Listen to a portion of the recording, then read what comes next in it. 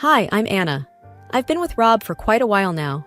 We met in college, got married soon after, and have been together for 15 years. Life with Rob was generally peaceful. We lived in a decent house, had good jobs, and shared a bunch of common interests, but there was always something missing: a child. You see, we tried for years to get pregnant. We visited doctors, tried different treatments, and even considered adoption. But nothing worked. As time went on, the strain of our childless reality began to pull at our once strong bond. Arguments became frequent, and the future started to look a bit gloomy. But then, one day, something changed. It was a regular Wednesday morning. I woke up feeling a little queasy. Thinking it was something I ate, I brushed it off. But then I remembered I had missed my period. Could it be?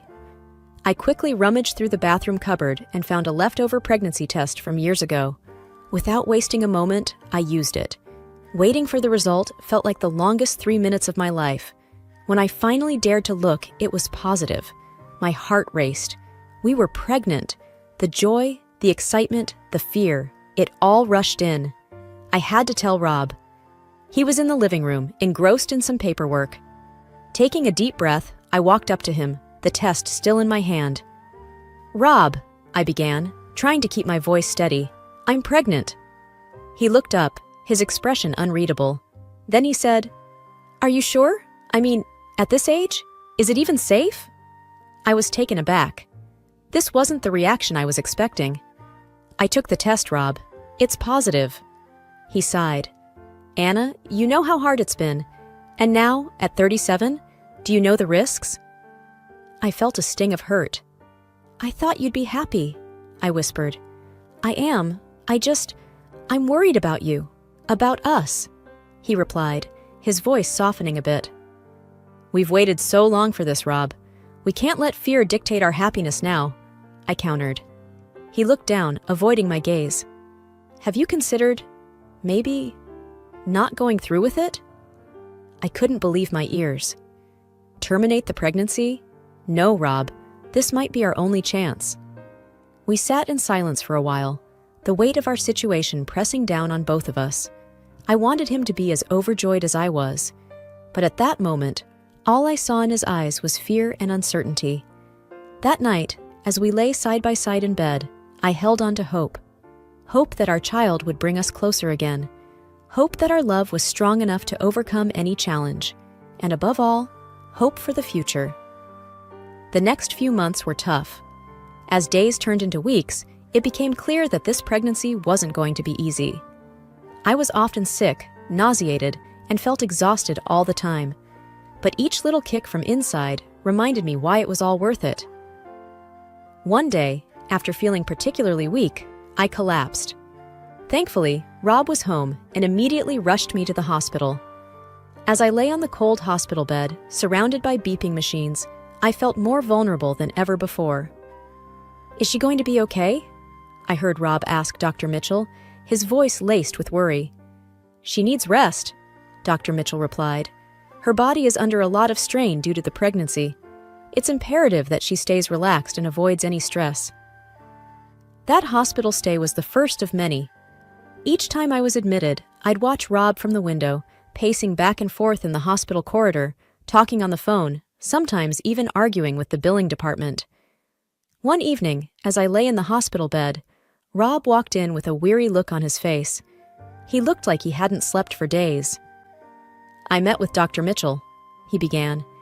"He said we need to consider the possibility of bed rest for the remainder of the pregnancy." I nodded slowly. "If it's best for the baby, I'll do it." Rob sat down next to me, holding my hand. "I'm sorry, Anna. I wish I could do more to help." I squeezed his hand. "You're here with me. That's more than enough." However, as the days went by, Rob's visits became less frequent.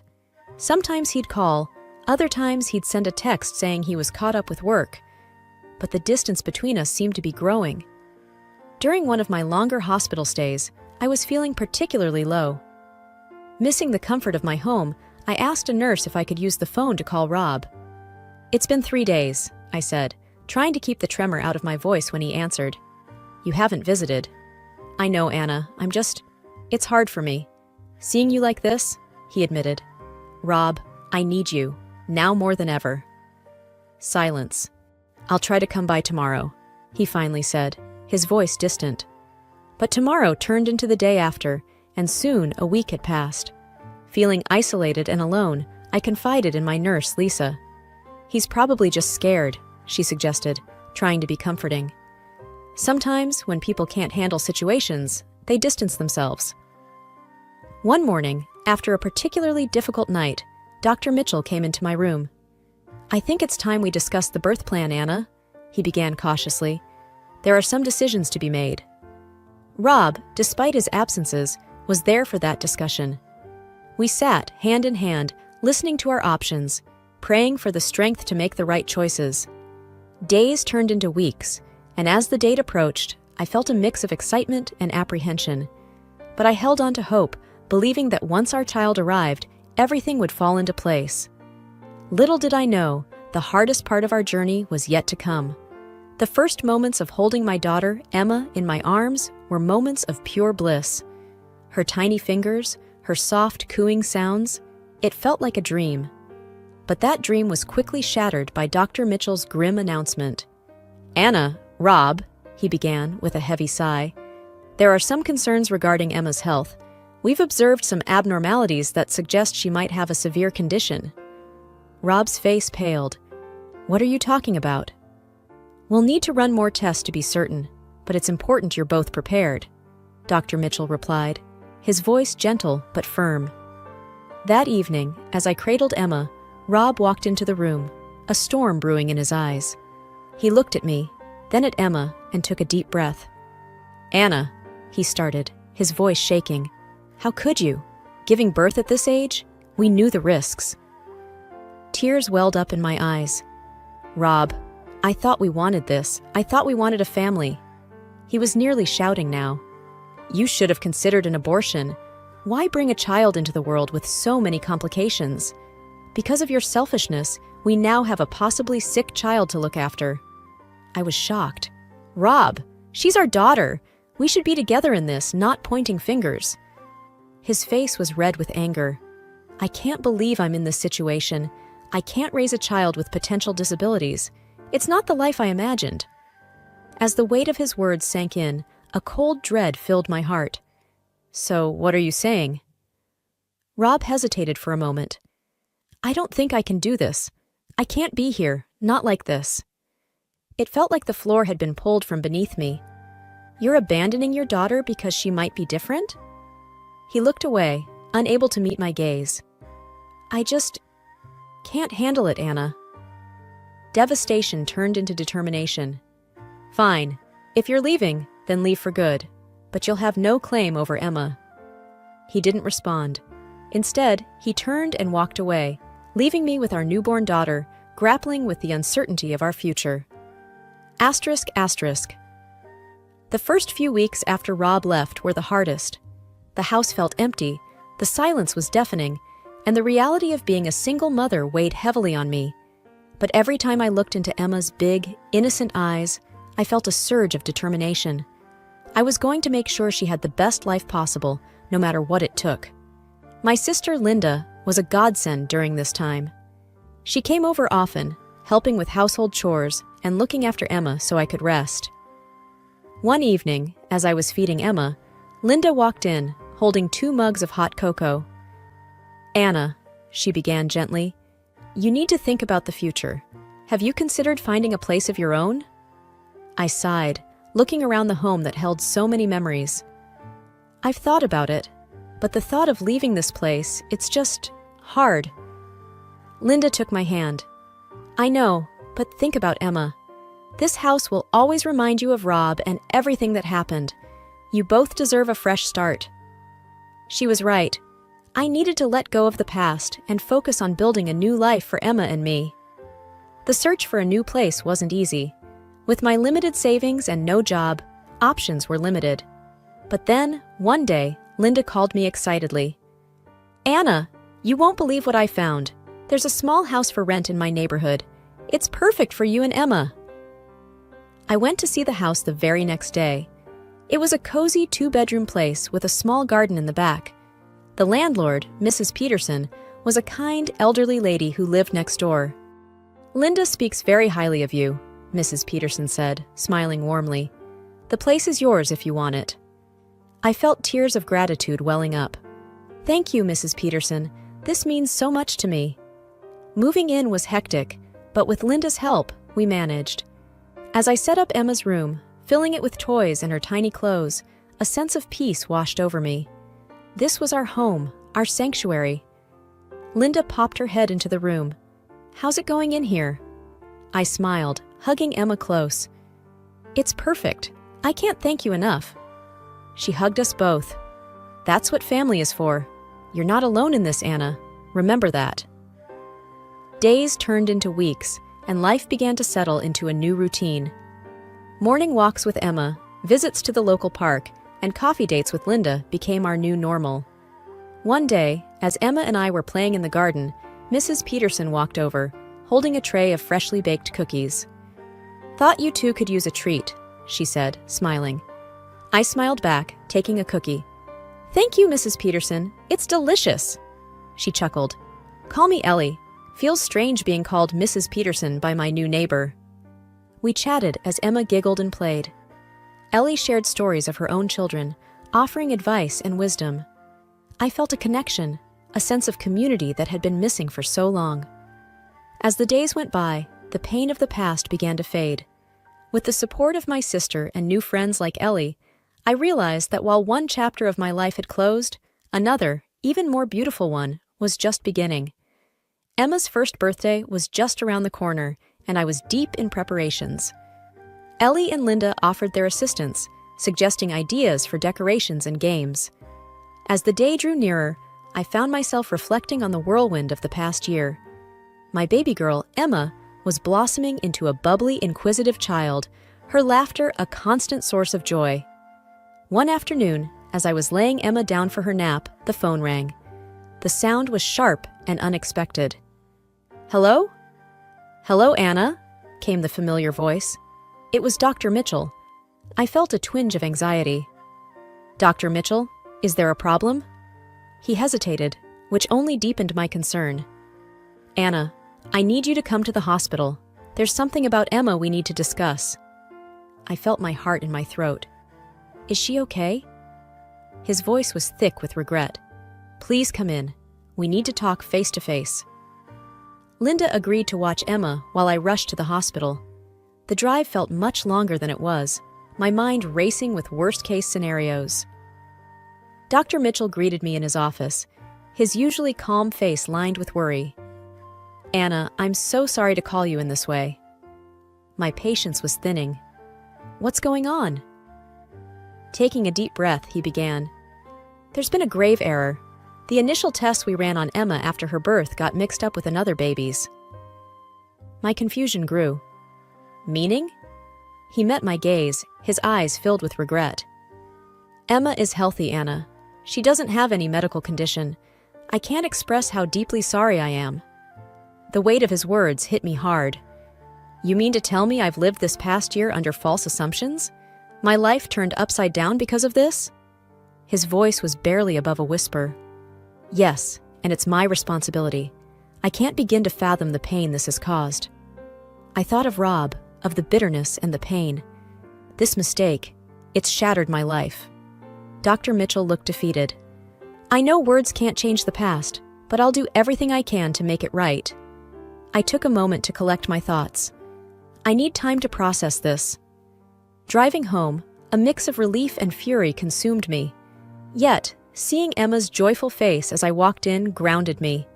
She was my world, and she was okay. That night, Linda and I sat down, and I relayed everything.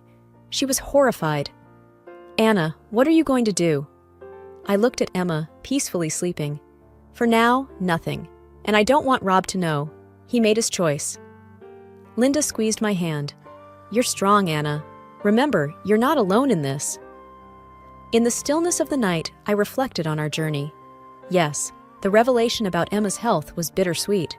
But one thing was for sure. I would protect and cherish her, regardless of the past. The swift passage of time amazed me. Before I knew it, Emma was already 5 and gearing up for her first day of school. My feelings were a whirlwind of pride, hope, and the natural apprehension of a mother. At breakfast, a few days before school, Emma gazed at me, her eyes shimmering with anticipation. "Mom, will I be going to school like other kids?" I smiled warmly. "Yes, sweetie. In just a few days, you'll be starting." Her face lit up. "Will I find friends there? Will they like me?" Touched by her innocence, I assured her, "Emma, you're such a lovely girl. Of course, they'll adore you." On her first day, dressed in her new school uniform with a pink backpack hanging from her shoulders, Emma paused at the school gates. With a quiver in her voice, she admitted, "Mommy, I'm scared no one will talk to me." I crouched to her eye level. "Honey, always remember to be yourself. You're amazing, and they'll see that. Just give it some time." Her small hand waved goodbye as she joined the bustling crowd of students. I watched her until she was out of sight, my heart heavy with the typical worries of a parent. A few weeks later, Emma was all excitement and stories about her new friend Sophia. Their adventures during breaks, their shared love for painting, and their little secrets. One day, she bounced home asking, "Mom, can Sophia come over tomorrow?" Delighted at her blossoming friendship, I agreed. "Absolutely. I'm eager to meet your new buddy." The next afternoon was filled with their giggles and playful shouts. From the corner of my eye, I noticed their genuine bond and thought of how childhood friendships were so pure and uncomplicated. As the sun dipped, a car pulled up. Emma, holding Sophia's hand, led her to the door.